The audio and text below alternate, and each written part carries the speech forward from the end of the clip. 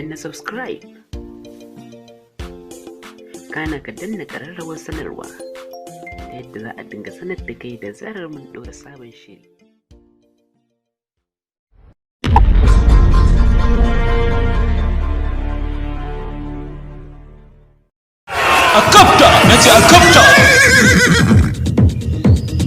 Assalamu alaikum mai sauraro, kana sauraron littafin Allon Sihiri kashi na 7 daga bakin Bashir Abdulaziz Bulango. Idan mai sauraro bai manta ba, mun tsaya daidai inda Yarima Lubani da Kisatul Sawara suka hango wata fadama a can gaban su nesa kaɗan, kuma a kusa da fadamar akwai duwatsu da dogayen bishiyoyi. Cikin murna suka ƙarasa bakin ƙoramar suka sauka, dawakansu suka kama shan ruwa suna cin ciyawar da ke bakin ƙoramar. Kawai sai Kisatul Sawara ta kwance jakar guzurinta, ta ɗauko tanti ta shiga aikin kafa shi. Al'amarin da ya matuƙar baiwa Yarima Lubani mamaki kenan, ya miƙe da sauri ya kama mata ya taya ta aiki yana mai cewa, abaran ke daɗe, saboda mai ba za ki umarce da na kafa tantin ba? Ai mulki ba wasa bane, dole ne na baki girman ki a wannan fannin. Sa'a da sarauniya Kisatul Sawara ta ji wannan batu, sai ta yi murmushi ta ce, kamar yadda nake mai mulki, kai ma ai mai mulki ne tunda ka kasance dan sarki. Lubani ya murmushi ya ce, ai dan sarki ba sarki bane, dan haka yanzu kin bani tazara mai yawa. Darajarki da ɗaukakarki a duniya ta ninka tawa sau 10.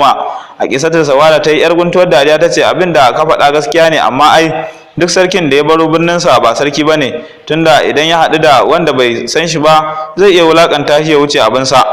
Ni yanzu na ajiye karagar mulki na a gefe ɗaya, na ɗauki kaina daidai da kowane talaka, har sai bayan buƙatar ka ta biya mun koma ƙasata. Wadajin wannan batu sai jikin Yarima Lubani ya sanyi ya ce, ya ke wannan sarauniya mai daraja, yanzu kina nufin ki ce baki tsoron irin tsananin tayin hankalin da ke cikin wannan tafiya tawa? Har kike tunanin zaki ci gaba da bina har zuwa lokacin da burina zai cika? Ki tuna fa cewa yanzu akan mataki na farko muke kawai, akalla nan gaba akwai sauran matakai 7 zuwa 10 a gaban mu, tunda sai mun nemo barin Allon Sihiri na 2 da na 3, sannan mu tafi neman abokan tafiyar mutum 3. Yayin da sarauniya Kisatul Sawara ta ji wannan batu, sai ta yi murmushi ta ce, ai rai ba a bakin komai yake ba, in dai akwai biyan bukata, kuma matsoraci har abada ba zai zama wani ba. Yayin da Yarima Lubani ya ji wannan batu, sai ya cika da mamaki game da waswasi. Abinda ya bashi mamaki shine, akan wani dalili sarauniya Kisatul Sawara ta sayar da rayuwarta don ganin bukatarsa ta biya. Abinda zuciyarsa ke yi masa waswasi kuwa shine, anya kuwa sarauniya a Kisatul Sawara ba ta da wata manufa ta bin sa wannan tafiya?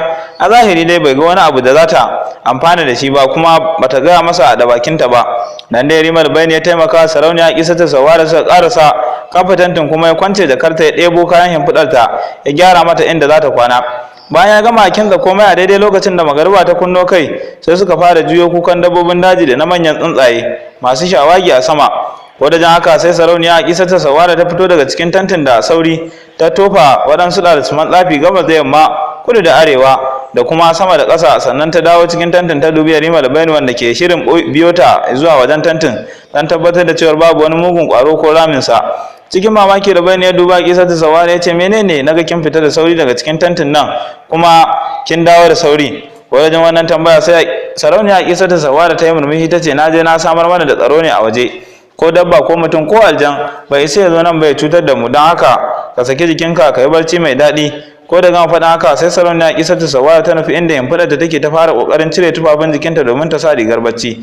Cikin hanzari Yarima Lubani ya juya ya fice daga cikin ɗakin da yake a wannan lokaci wata irin iska mai sanyi ta fara kada. Sai Yarima Lubani ya je samo itatuwa, kunna wuta, ya zauna a gaban wutar yana jin ɗumi. A daidai wannan lokaci ne ya ji yunwa ta kama shi, don haka sai ya buɗe jakar guzurinsa, ya buddo da abinci ya kama ci. Kwazan ba zato ba tsammani sai ya ji takun sawa a bayansa. Cikin zafin nama Lubani ya zare takobinsa ya miƙe tsaye zumbur. Ko dai arba da abin da ya tunkaro shi, sai ya sauri sun kui da kansa ƙasa a lokacin da jikinsa ya kama tsama. Ba wani abu ya gani ba face sarauniya Kisatul Sawara sanye da wata doguwar rigar fara mai sharhara, wacce ta bayyana komai na surar jikinta.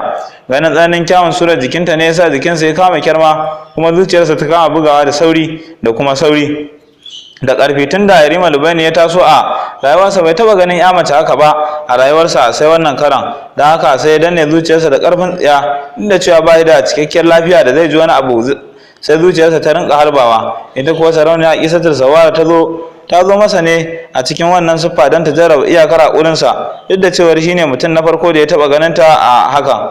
Kai tsaye ta matso dab da shi, ta dube shi cikin murmushi mai rikitar kwakwalwa da hankali ta ce, shin na baka tsoro ne bisa jin sautin tafiyata.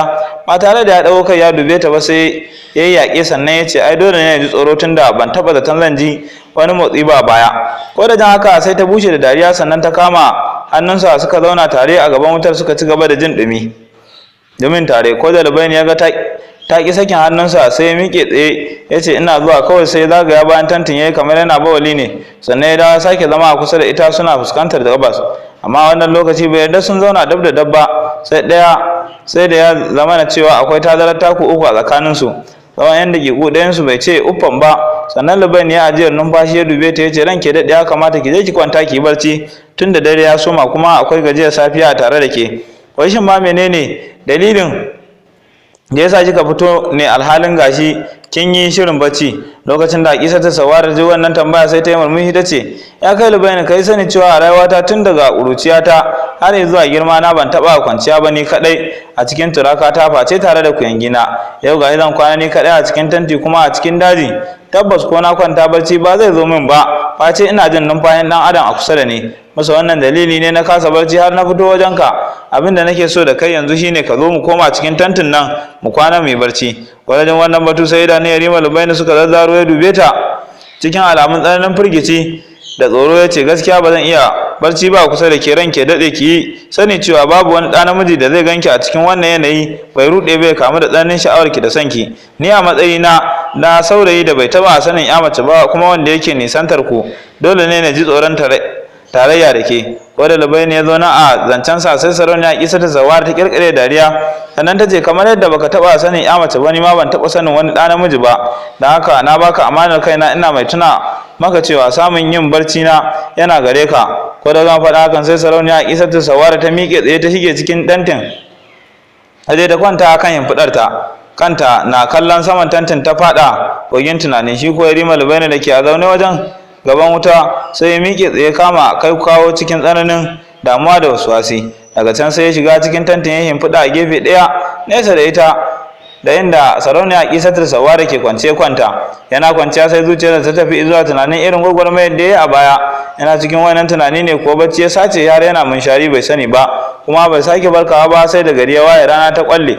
Yarima Lubaini na bude idanun sai hango shimfiɗar Sarauniya Aƙisa ta Sawara wayan babu kowa akai. Ko da ya arba da abin da ke kan shimfiɗar sai zuciyarsa ta buga da ƙarfi ya kamu da tsananin mamaki ba wani abu ya gani ba akan shimfiɗar face Allon sihirin nan na Sarauniya Aƙisa ta Sawara.